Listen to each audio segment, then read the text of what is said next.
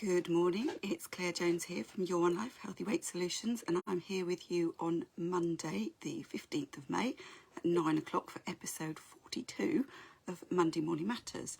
And this topic today is all about the practical things that you can do to help stop overeating.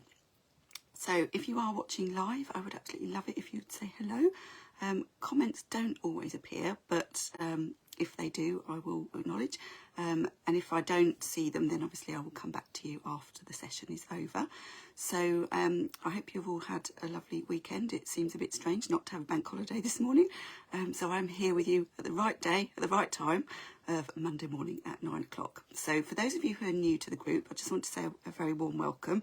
And hopefully if you gave your email address when you signed up, or if you signed up through my mailing list, then you will also have been sent a welcome email that explains what the group is all about and how it works and how you can get the best out of it. So do make sure you look out for that email, or if you don't think you've had it, let me know and I can make sure it's resent. Or if you didn't give your email address and you would like to be on my mailing list, then obviously just drop me a message or just comment below, but don't put your email address in because obviously it's not well, it's a private group, but obviously I don't want you to be sharing your personal stuff. So just send me a message with your email address if you want me to add you to my mailing list. So really good to see you if you're watching live, and if you are watching on replay, do put hashtag replay in the comments. And the way that this works is that Facebook algorithm isn't always very predictable, but obviously the more interaction that there is on the video, the more likely it is to pop up on other people's news feeds, and also it tells Facebook that you like to watch this sort of thing, so it will show you more of that in the future. So do make sure you do that. Now I've only got 10 minutes and I've got a lot to cover, so I'm going to dive straight in now and just go through the subject. So just to recap, the theme for May for the Monday Morning Matters episodes is all about overeating, and this is something that I feel very passionate about because it's so easy to overeat without realizing it. You know, we tend to think of overeating as having gigantic portion sizes, or just going out and having a big meal out, or binging, things like that, where we just start eating something and we just keep going because we don't feel able to stop. And yes, they are forms of overeating, but there's a whole load of other overeating that we don't even realise that we're doing, because it only takes, as I said last week and the week before, it only takes 120 calories a day or 840 calories a week, more than your body needs, to put a stone on in a year. And if you're doing more than that, then obviously it's going to go on more quickly. And if you're trying to lose weight, then, that's just not going to be happening, is it, if you're already overeating?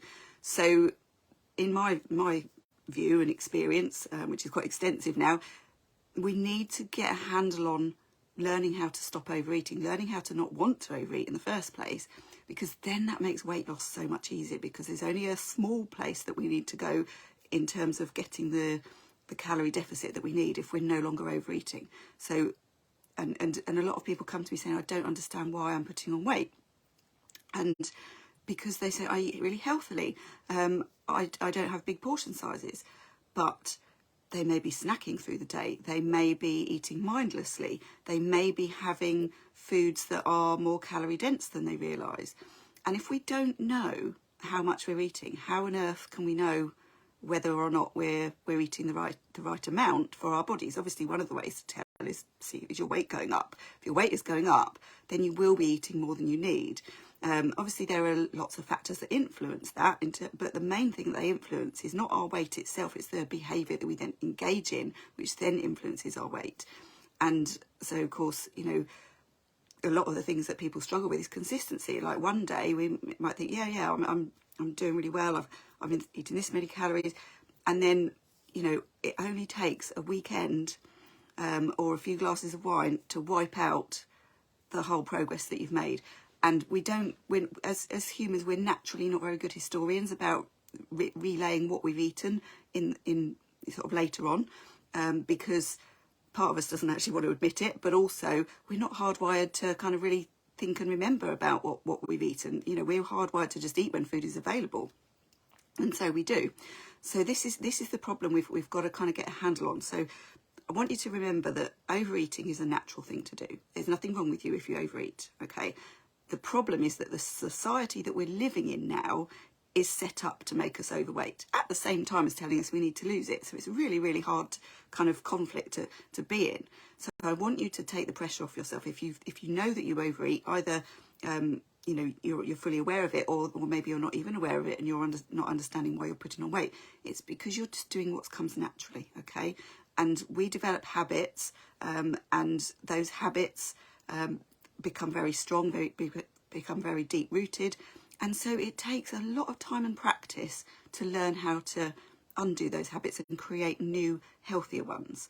And going on a diet is really like a sticking plaster. So going on a diet for a short period of time, you lose some weight, but if you don't actually learn about what's going on underneath and what is driving your habits, what's driving your behaviour, then you're going to be missing out on a huge amount of opportunities to actually start making some really significant changes. And that's the kind of work that I do with people, is getting underneath that, seeing what's going on for you. So when people say to me, I don't understand why I'm putting on weight, or I don't understand why I can't lose it, when we start really getting into it, it becomes very, very clear, and people start to really appreciate actually how much they were eating that they didn't realise. So this session today, I've only got 5 minutes left, this session today is about giving you a few practical tips that you can start to do to help you getting a handle on this. So I want you to remember that overeating is natural. So stop being so hard on yourself if you're doing it. But we do need to learn how to not do it if we want to be healthy in the world that we find ourselves living in now. So that's the bottom line, okay? So 120 calories a day, 840 calories a week, more than your body needs, is enough to put a stone on in a year. That's two biscuits, 2 small biscuits, 2 Bourbon biscuits, or 4 large glasses of wine, or part of a takeaway, or part of a meal out every week. That's all it is. So if you're doing those things every week, then that's a good clue to you as to where things are perhaps going a little bit pear-shaped. But there's plenty you can do about that. Okay. So first thing, I've got you 5 things that you can do here. First thing, make sure you're hungry, okay? If you're not hungry, your body does not need the food. So always ask yourself, does your body, forget about what your mind wants, what does your body need? Does your body need food right now? If it doesn't, then don't eat right now. Tell yourself, you're not saying no, you say later, when I am hungry, then I can have whatever it is that you want to have, okay? Just beware, however, that if you've had a really rotten night's sleep, your hunger signals may be a little bit all over the place. So if you eat and then you find yourself hungry again a short while later, it's probably your hormones are a little bit all over the place and they're sending you the wrong signals. So do make sure you're using a bit of common sense as well. So if you've eaten breakfast and it's 10 o'clock and you're hungry again, do you really need to eat food right now? Can you leave it a little bit longer? Can you do some things to distract yourself? Do something else that's going to be more beneficial to you than eating at that point in time. So that's the first one. Make sure you're hungry. Second, portion control. Make sure that the portions that you need are all that you need. So if you imagine, this is a good way I like to think about this. If you imagine that your stomach, okay, your stomach at rest, it's not very big, okay? It's maybe, it sits kind of here, and it's basically, a little bag. Okay, imagine it like a balloon. And when you first blow up a balloon, it's really hard, isn't it? You've got to kind of, and then you get it past that point, and then suddenly it goes, whee. That's what it's like when we start eating, okay? So this is an analogy, okay? It's not kind of what really happens, but I want you to think of it as in these ways. It can be helpful. So if you start eating, and if you're used to overeating, your balloon is going to be very stretchy, okay? And it's going to take a lot. Whereas if you're not used to overeating, it's going to take quite a lot of hard work to kind of push it past that point where it kind of wants to accept more. And this, I'm simplifying this hugely, okay? So this is not scientific in any way, but if you use this as a way of thinking about it, so if you think you want your balloon to not be very stretchy, okay, and if you imagine the food that you've got in front of you and the size of your stomach, how much has your balloon got to stretch to fit it all in? And the idea is you don't want it to be stretching very much, okay? So think of it in those terms, can be helpful. Look at what you've got on your plate. Think about the size of your stomach and are they in alignment with each other? And if you've got a massive plate piled high with loads of food, your stomach's going to have to expand quite a lot to fit all that in, isn't it? And that is going to just perpetuate the overeating habits that we've developed. But the more you practice portion control, the more your balloon comes like that balloon that's never been, the more your stomach becomes like that balloon that's never been blown up before. So you start to feel full up. And it's, if you push past that, that's when the balloon gets stretchy again, or the stomach gets, this analogy of your stomach, I should say, gets stretchy again. So if you think of it in that way, you want to keep your balloon so that it doesn't stretch too much, okay? And eat in a way that you're only going to fill your balloon up with your stomach with what it needs and no more. Does your body need food? If it doesn't, don't eat. If it does need food, eat. And no judgments here, no criticism of yourself. It's just learning about what your body needs. So that's portion control. And using a smaller plate, eating with a teaspoon, all of those things can be really helpful. The next one that goes really well with that is eating slowly. The problem with most of us is when we get really hungry, we tend to eat really fast. If we're stressed, we eat really fast. If we eat really fast, one, we don't digest our food properly, but the other thing is that we don't give our stomach time to tell the brain that we've had enough. So if you imagine how you feel 20 minutes after eating versus how you feel 5 minutes after eating, they are two very, very different things. So we want to make sure that we're eating slow enough that we allow those messages to go to the brain that says, we've eaten enough now. And interestingly, just as an aside, there are theories around if we eat food that is high in protein as part of the meal, we're going to be satiated more quickly because protein is known to fill us up more. But it's thought that if we're binging on things like things that are high in carbohydrates and very low in protein, the brain doesn't stop until it's had enough protein. So if we're eating lots of foods that are very low in protein, we'll have to eat quite a lot of them before we've had enough. That is just a theory. There's all sorts of theories out there, but I think it makes pretty good sense actually, thinking about it. So just make sure if you're feeling the urge to eat something with protein in it first, and then that really might help you to overcome the urges to overeat. 4, tracking is so helpful. You don't have to do it all the time, but if you don't know how much you're eating, how on earth are you going to know whether you're eating enough or too much? And also, if you're not weighing yourself or have some kind of accountability method that tells you what's happening with your body, how are you going to know? So one thing I recommend to all my clients when they start working with me is that we spend a couple of weeks just observing what's going on at the moment. Now, it's really difficult not to be more mindful when you are writing things down, and naturally we do end up eating a little bit less when we do this, but don't have a calorie goal in mind. Just literally record what you're doing and record also what's happened with your weight or your how you're fitting in with your clothes or all of those sort of things, because then it will give you an indication of just where you're at in terms of how many calories are going in, how much you can afford in your energy budget, because we're all different. We've all got different energy budgets, and we've got to make sure if we don't want to put on weight that we're staying within that energy budget, which is basically what our bodies need. So always come back to, what do I need? What does my body need? Forget about what your mind needs right now. What does your body need?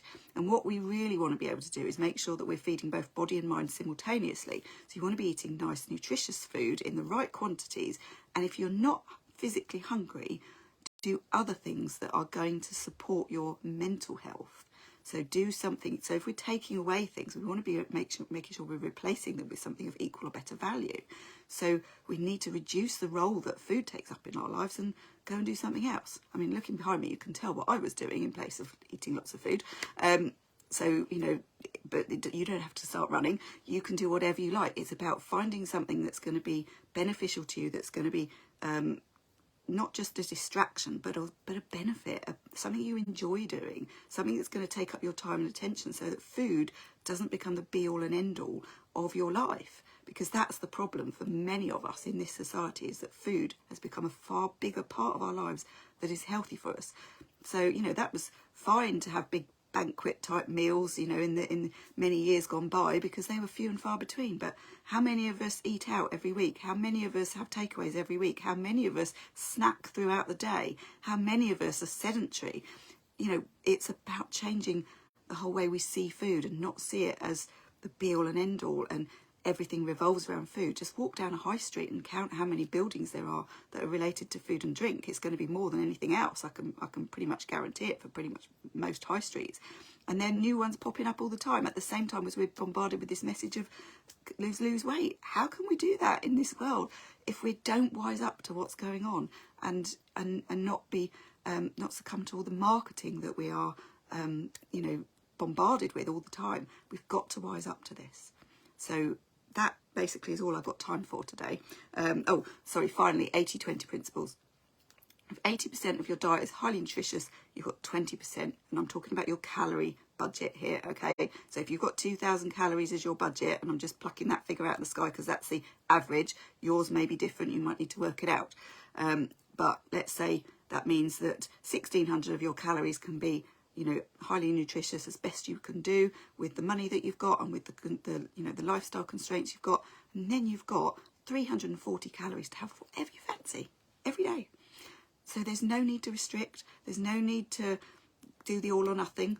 It's finding that balance and learning to be kind to yourself and not judging yourself for overeating, but just knowing that we do it naturally, but it's not healthy for us in the world that we live in.